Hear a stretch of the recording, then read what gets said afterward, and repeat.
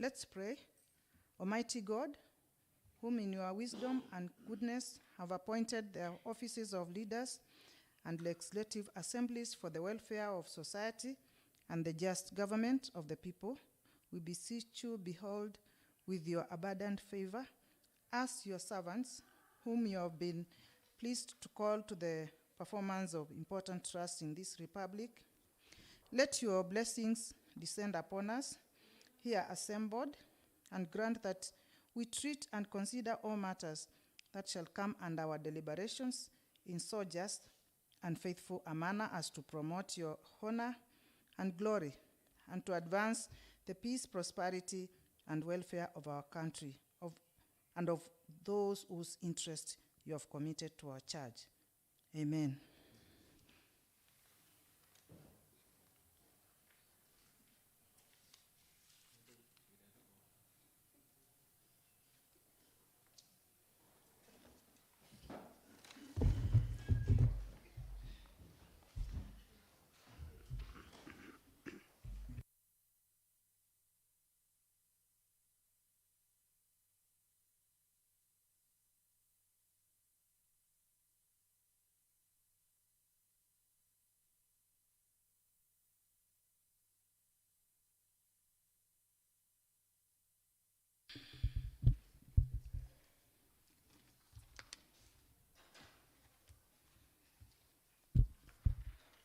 Next order. Order number 1, administration of oath. Next order. Order number 2, communication from the chair.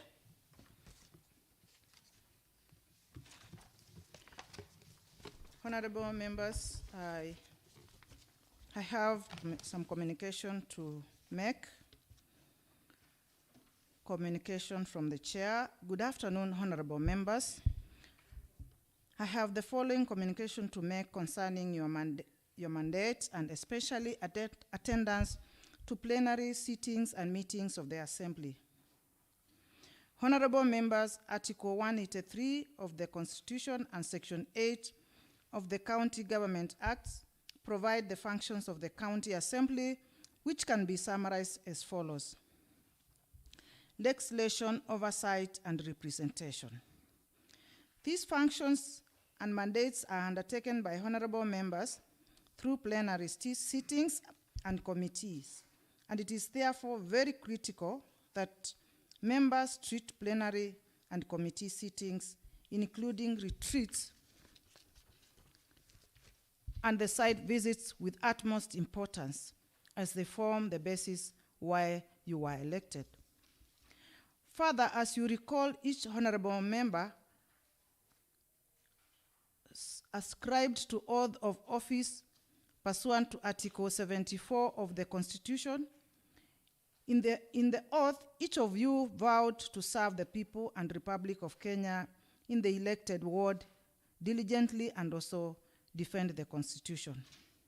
In the foregoing, honorable members, it has been brought to my attention that members are not attending committee sittings as it should be, or are making technical appearances in committees, both in the Assembly and in the retreats. In addition, this morning, the House almost lacked quorum, and this would have portrayed the Assembly in a negative way, noting that our proceedings are live on YouTube.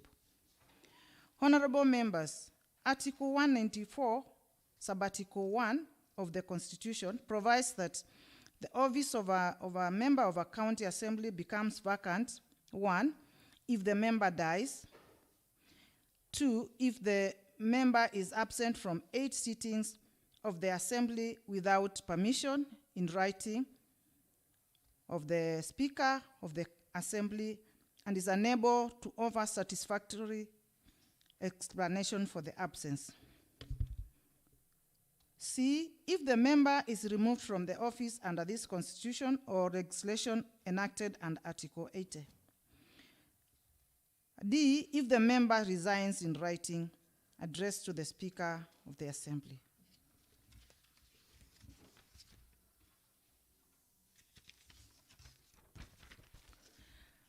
If If having been elected to the assembly as a member of political party, the member resigns from the party or is deemed to have resigned from the party as determined in accordance with the legislation contemplated in Clause 2, or as an independent candidate, the member joins a political party. F, at the end of the term of the assembly, or G, if the member becomes disqualified for election on grounds specified in Article 193. 2. 7.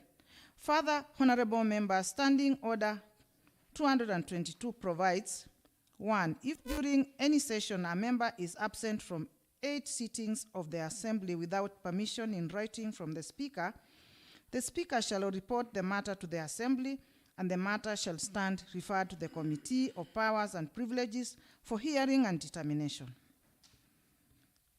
The Committee of Powers and Privileges shall inquire into a matter referred to it under paragraph 1 within 14 days from the date the member is referred to it, and shall thereupon submit a report to the Assembly. If the report of the committee finds that the member has offered a satisfactory explanation for the member's absence from the 8 sittings of the Assembly without the permission in writing from the Speaker, there shall be no further proceedings the Assembly in respect of the matter.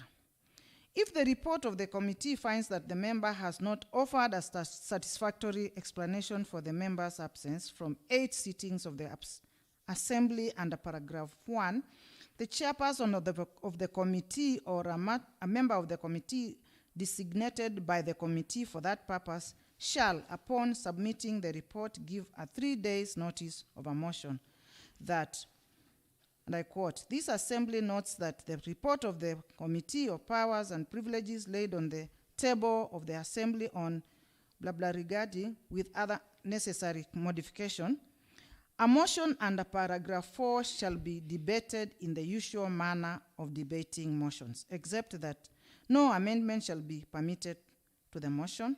The debate of the motion shall not be anticipated by a motion for the adjournment of the assembly, and no dilated motion shall be moved in relation to the business, and the business shall not be interrupted under any standing order. At the conclusion of the debate on a motion under paragraph 4, the Speaker shall not put a question, but shall declare that pursuant to Article 194(1)(b) of the Constitution, the office of the member concerned has become vacant.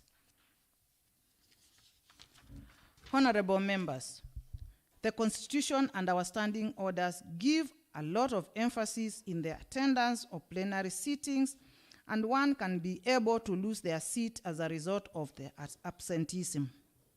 The system of the Assembly, and more specifically the Hansard, is very robust and foolproof that the attendance of members is well captured in it. I need to emphasize that you need to follow the Constitution and standing orders, and when not able to attend the sittings, clearly get permission from the Speaker in writing as prescribed. Further, members, I also wish to bring to your attention of Standing Order 167, which provides if a member fails to attend 4 consecutive sittings of a committee without the written permission of the chairperson of the committee or the permission of the Speaker, if the member is the chairperson or the Speaker, as the case may be, shall notify the committee of the failure. The committee, having noted the notification under paragraph 1, may resolve that the members or the chairperson, as the case may be, suspended from the membership of the committee, and that the matter be reported to the committee on selection. Upon receipt of a report under paragraph 2, the selection committee shall consider the matter and shall propose a replacement of the member for approval by the House.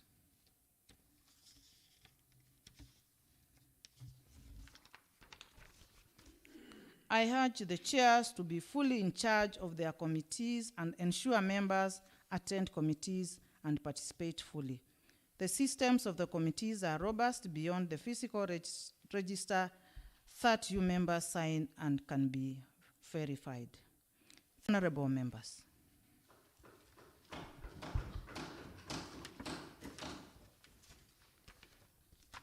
Next order.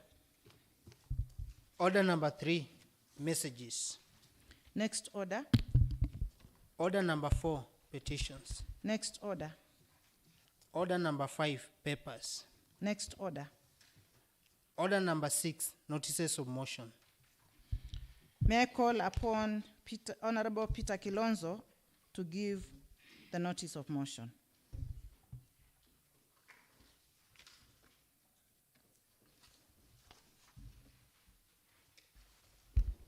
Thank you, Madam Speaker. I'm Ruth Wanjiro, standing in for JLAC Chair, Honorable Peter Kilonzo.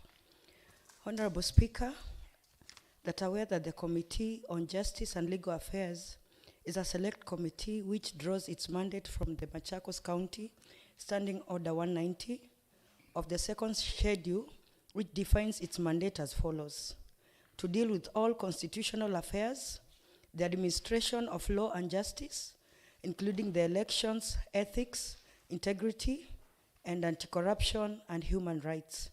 Aware that Article 231 of the Constitution of Kenya, 2010, as read together with the Microfinance Act 2006 of Parliament, provides for the licensing, regulation, and supervision of microfinance business and for connected purposes.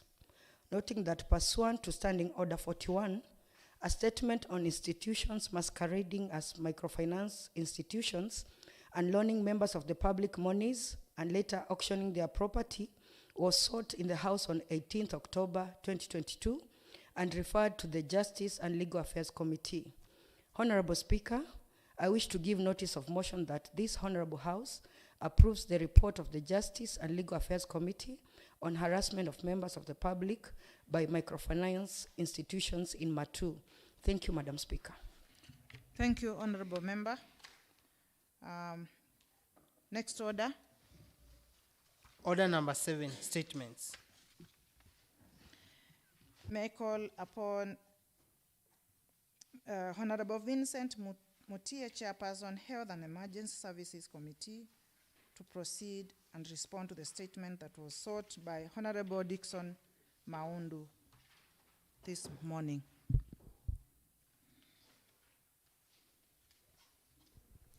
Thank you, Madam Speaker. My name is Vincent Mutie. I stand here to present the response following a statement that was sought before this House in regards to the status of Kangundo Level 4 Hospital. Honorable Speaker, Standing Order 41D provides that where a member requests for a statement from the committee chairperson relating to matters under the mandate of the committee, the Speaker may either appoint a day for the statement or direct that the statement sought must be restricted to matters within the mandate of the committee and which have been exhaustively dealt with and concluded by the committee, or where the chairperson is authorized by members to issue preliminary reports to the House. A statement on the status of the Kangundo Level 4 Hospital was sought in this Honorable House on 16th November 2022 by Honorable Dickson Maundu, MCA for Kangundo Central Ward. The statement was committed to the Health and Emergency Services Committee to report on or before the 6th December 2022. The committee engaged the Department of Health and Emergency Services, and the response is as follows. Number 1, on hospital operations. Honorable Speaker, the hospital is not operating optimally due to various challenges, which include insufficient resources such as finances and human resource. In addition, the hospital has infrastructural challenges and is in need of a master plan and overall renovations. In this regard, most departments lack adequate space and are not in ideal location within the hospital compound, thus need a reorganization. Item number 2 on infrastructure. The hospital is fenced with a live fence reinforced with barbed wire that has gaps exposing some areas, hence weakening security. The hospital does not have adequate security lights, that is floodlights. Step taken to address the inadequacies. The hospital has a bill of quantities from the public works officer of Kenya shillings 14,684,750 for the proposed construction of a perimeter wall that was forwarded to the chief officer. Item number B, the security company has downsized their staff from 13 to 2 due to a huge painting bill of over 2 million Kenya shillings. The 2 are not adequate for the facility. Step taken to address these inadequacies. The hospital has engaged 3 security casuals to guard the hospital at night. C, the mortuary has 4 chambers, with only 2 working suboptimally at the moment, thus holding 12 bodies. The steps taken to address these inadequacies is a request for repairs of the 2 chambers has been forwarded for facilitation. And also the mortuary requires an expansion and overhaul. Number 3, there was also a concern about staffing. And this is what the health department says. Most departments need additional human resource. However, the most affected areas are medical officers, health record officers, clinical officers, nurses, drivers, and support staff, especially cleaners, security guards, and patients' attendants. Honorable Member, you can skip the tables and just go to the... Thank you, Madam Speaker, I'm guided. Yes. Honorable Speaker, the pending unpaid salaries for casuals and other cadres engaged on locum, that is drivers, record officers, medical officers, clinical officers, have been forwarded for facilitation from the chief officer. The hospital has 23 casuals who have not been paid for a duration ranging from 2 to 19 months, with an outstanding pending bill of 2,800,000. There are those who are on locum and left due to non-payment of their dues, and their bill is about 3,389,700 Kenya shillings. Total outstanding pending bill is Kenya shillings 219,700. Honorable Speaker, the Department of Health and Emergency Services proposes the following measures. In the long term, the department proposes, number 1, to decentralize funding and ring-fencing of revenue collected in the hospitals to be plowed back to the same facilities. Have a clear hospital and departmental service delivery charter. Employ more staff. Find a formula to clear pending bills. Number 5, there is a lot of waste taking up a lot of space. Therefore, there is a plan. There is a plan to have a disposal plan. The NHI have total reimbursement against claims within 21 days as per guidelines. In the short term, the proposals are: have a functional hospital board, reinforce quarterly hospital report reforms, have clear hospital and departmental service delivery charters, have a clear chain of command, promote, redesignate workers, motivate them, and allow for training, that is capacity building. Number 6, have a functional customer care desk, 4 functional suggestion boxes, and a disability-friendly facility, that is to have ramps and toilets for PWDs. Number 9 is to repair hospital switchboards for prompt communication, efficient record and information system, improve on performance appraisal system, and finally, improve welfare of hospital administrators. Honorable Speaker, the committee presents this as a preliminary report pursuant to Standing Order 41.3 and undertakes to conduct a site visit to the facility and present a comprehensive report to this House. I thank you. Thank you, Honorable Vincent. May I now call upon Honorable Dixon Maundu to state whether the response was satisfactory. Thank you, Madam Speaker. I want to take this opportunity, first of all, to thank the Chairman, Health Committee, and the entire committee for the work that they have done.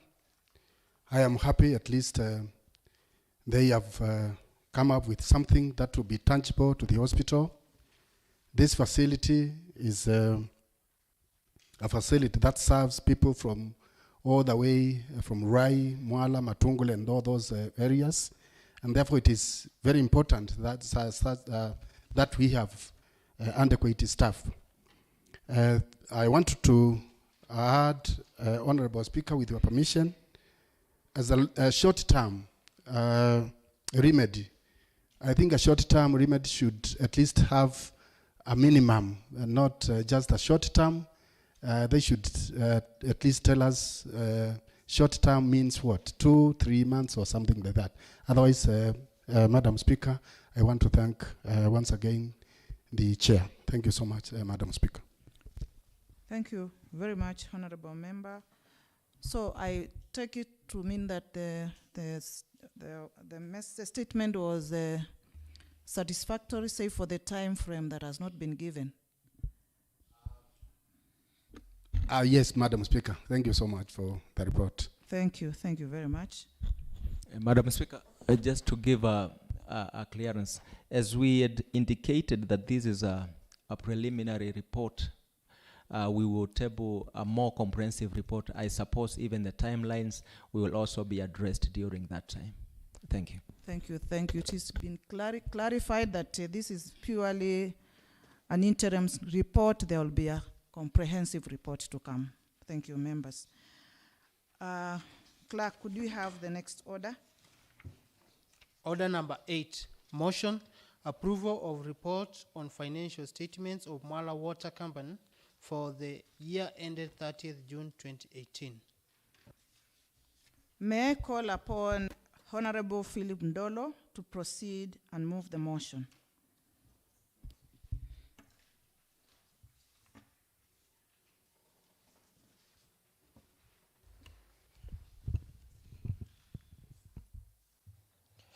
Thank you, Madam Speaker. I'm Honorable Philip Mtua, representing Mitaboni Ward.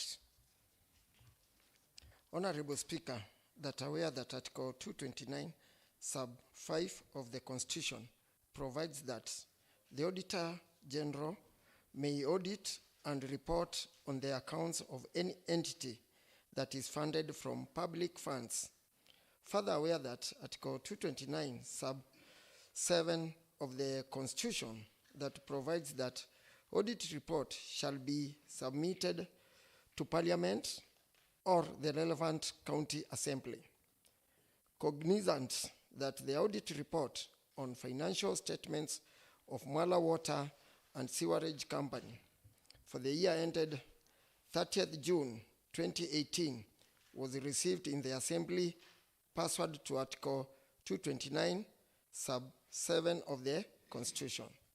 Further aware that the report was committed to the Public Accounts and Investment Committee pursuant to Standing Order 185, Sub 2, B and C, which states that the Public Accounts and Investment Committee shall be responsible for examinations of reports, accounts, and workings of the count public investment and whether the affairs of the public investments are being managed in accordance with the sound of financial or business principles and prudent commercial practices. Aware that the committee, after receipts of the reports, conducted several meetings and consequently compiled reports.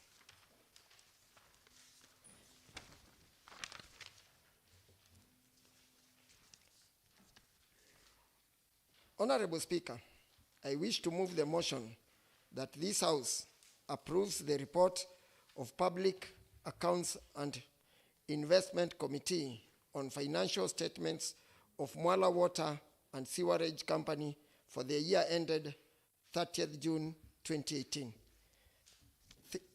Let me call Honorable Douglas to second this motion. Thank you, Madam Speaker.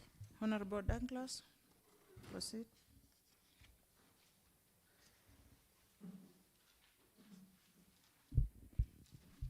Thank you, Honorable Douglas. I now propose the question that this Honorable House approves the report on financial statement of Mwala Water and Sewerage Company for the year ended 30th June 2028.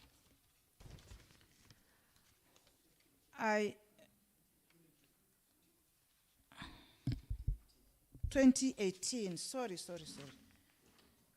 Yeah, ended 30th June 2018. I'm aware that members, you have had the report with you, you have gone through it, you have seen the observations and the recommendations by the committee. I now, on that basis, invite you to debate the motion. The floor is yours, members.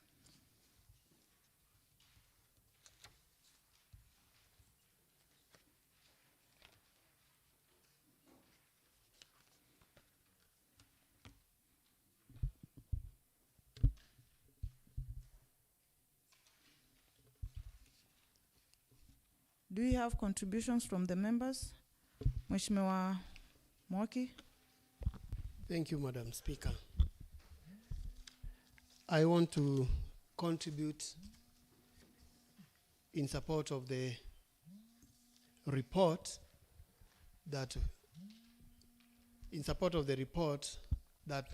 I participated in the committee of PAIC when we went through the report of Mwala Water Company.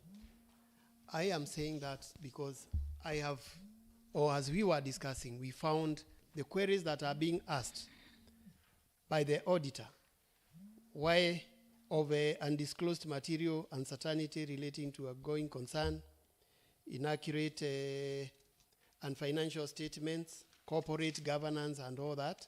I am saying that why we are failing, or our companies are failing, and particularly the Mwala Water Company, is because of these inadequacies that are found in the not financial, but the human capital that we have in the company. We are finding that when they are giving inadequate responses, they are asked these responses or these questions very early in advance, but they take so long to respond. Some of the things are very obvious. Is it the incompetence of the people who are mandated to run these companies? And when we conclude on all what is happening, we are saying that this report is important to be adopted by this House so that at least we can find a way of moving forward with it. Thank you, Madam Speaker. Thank you, Honorable Member. More contributions?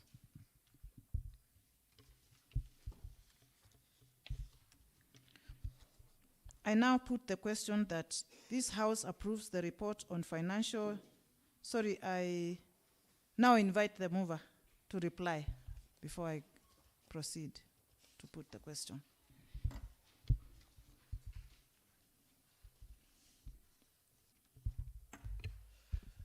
Thank you, Madam Speaker.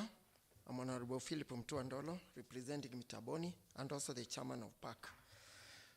Madam Speaker, as you understand, the issue of water is a very crucial commodity in our area, and this company serves the entire Mwala, and the residents of Mwala need water. And as you have heard, Most of the amount is being spent on electricity bills, which is costing them, and also the water that they are selling to the people of Mwala. It is being controlled by tariffs, such that you cannot sell this water to a certain amount. So, if this house adapts these reports and gives this company money to be funded so that they can pay for the electricity bill, it will be very important, and the people of Mwala will get water, and also the people of Machakos. Thank you, Madam Speaker. Thank you, Honorable Member. I now put the question that this House approves the report on financial statement on Mwala Water and Sewerage Company for the year ended 30th June 2018. And as many as are of the opinion say ayes. And as many are as of contrary opinion say nay. The ayes have it.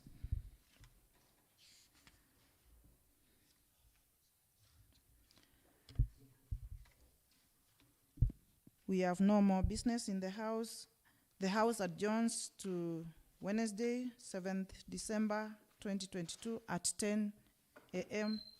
in the morning tomorrow. Thank you, members.